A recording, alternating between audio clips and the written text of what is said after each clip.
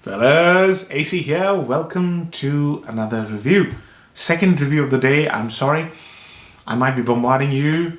The reason is in September, I've only done 2 videos and I've got a bit of time on my hands, so I'm going to push out a few videos. I'm sure you'll enjoy them. So this one is a Guerlain. It's been a while since I've reviewed a Guerlain. I think the last one I did was in May, which is quite uncommon for me.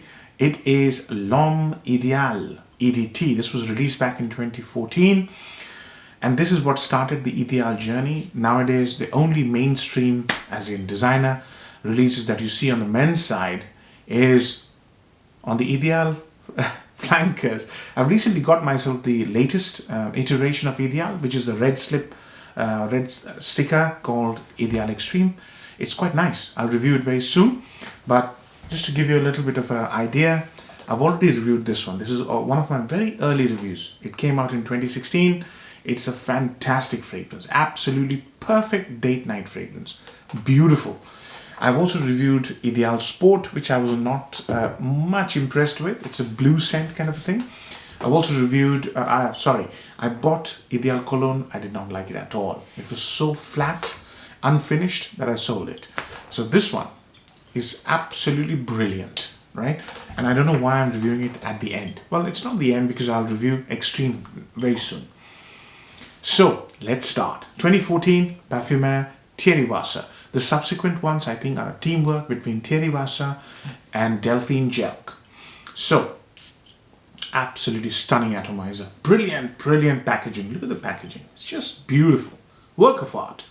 The packaging on the Ideal probably is the best packaging of all the Guerlain designers, apart from the old bottles of Liege. They are quite nice. It smells absolutely stunning nice. This is such a beautiful fragrance, and it's a stunner basically for autumn. When you first spray it, the first thing that will cross your mind is so different, so unique, right? Syrupy, almond, bitter almond, syrupy with creamy tonka, right? And it's a hint of booziness. Just a hint. It's not very boozy, but it's boozy. You'll see it's boozy. And the first thing that comes to mind when you smell a boozy fragrance is an evening scent. And it is an evening scent. You can wear this to office, but we'll come to that. So bitter almond, creamy, vanilla-like boozy layer, right? And tonka. And that tonka is the star of the show here. I used to think it's almond. It's the tonka. Because what happens is, the tonka is actually amped up. The tonka has a lot of warmth and creaminess, and it has this chocolatey undertone. That's what you will smell for a long time. But it's been amped up and cleaned up by 2 great notes. Bitter orange, and I think bitter orange is what I smell in the start, mixed up with tonka. And that's probably the reason it's bitter almond. You definitely smell almond, creamy almond, but there's bitterness to it. And I think that's to do with bitter orange. And then along with that, there's this note of sort of clean floral, orange blossom kind of a note. Yeah. So there's soapy cleanliness to it, but the soapiness is way toned down. Absolutely brilliant. So unique. It's really beautiful. It's mostly linear. It gets a bit sweet in the middle stages, which I didn't like at all. But remember in 2014, 2015, that time tonka was the flavor of the year, right? And tonka has this sort of a syrupy sweetness to it. And then in the middle stages, this fragrance starts to become sweet. At the moment, it's quite neutral. Yeah, there's a gentle hint of sweetness, but the middle stages it becomes sweet. In the very late dry down, the sweetness is tempered down a bit. So middle stages is obviously not my favorite because I don't like sticky sweetness, sickly sweetness. I don't like it. So most people like it. So you will like it actually. In the late stages, the fragrance has the texture of leather. It becomes leathery. I don't smell any leather, but leather is mentioned. There's also more warmth to it, as if amber is used. There's also definite clear woodiness to it. So generic cedar, vetiver kind of a combination. But this is mostly about tonka with a creamy almond and orange blossom. That's all this is about. This texture changes a bit, sweetness comes in and goes away, and that kind of thing. It's really beautiful, creamy, seductive, unique unisex fragrance. It's not masculine. It is masculine. Okay, it's unisex leaning masculine. Let's put it this way. So ups and downs. Number one upside. I still think the whole Ideal concept has not been copied by many people. So it's quite unique. The whole entire Ideal signature is actually quite unique. So that's the first positive. The second positive is now the Ideal EDT, you can have the 100 ml for anywhere between 40 and 50 pounds. I'm telling you, this is a hell of a lot of fragrance for 40 to 50 pounds. This is really well made.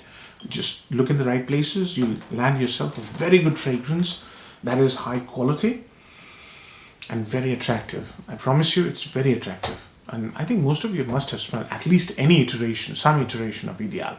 So that's the second. The third one, the fragrance is composed in such a way that it just gives off this evening, stylish, elegant vibe. So if you identify with those occasions, and everybody does, right? You want to take your girlfriend or your wife out, you're going on a new date. It's a really spectacular date fragrance, the whole line, at least these two. And the third one that I'll review shortly. They are very nice date fragrances, I promise you. Just a little bit of warmth, yeah, and you will shine. Little bit of warmth for the EDT at least. So these are the three upsides, I think. It's the elegant evening, elegant and seductive masculinity, or unisex leaning masculine. That's the kind of thing. So downsides. Number one downside that comes to mind is the sickly sweetness. So in spite of the EDT, this actually has a texture of an EDP. I'm telling you, it's so thick and resinous. It doesn't behave like an EDT. It has the structure of an EDP.